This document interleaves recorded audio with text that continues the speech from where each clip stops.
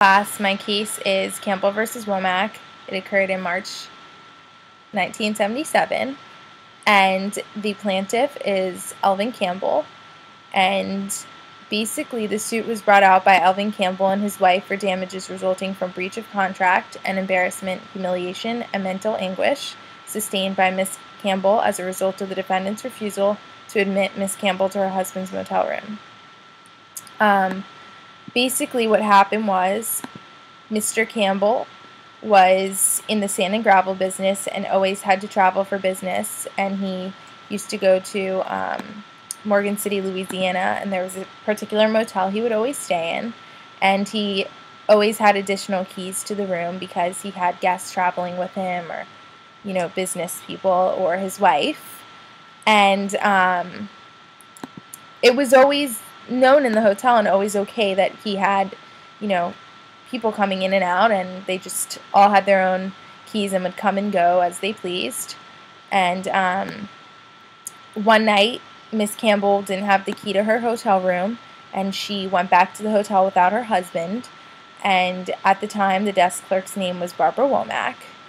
And she communicated to her that she didn't have the key, but she always stayed there, and that there were always guests coming in and out. And Barbara Womack said, no, this isn't acceptable. She refused her to her own hotel room. And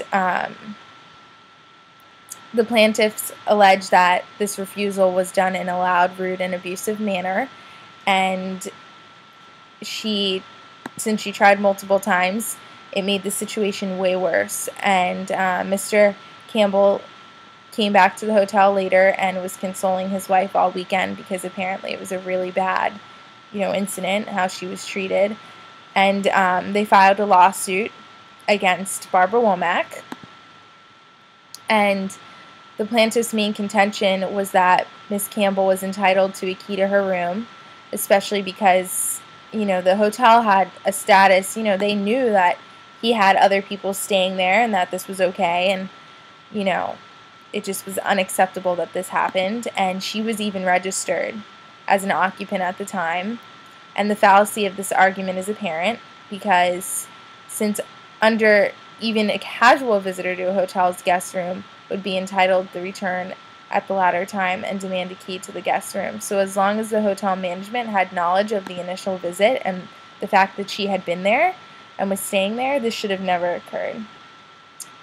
And that is basically a summary of the lawsuit.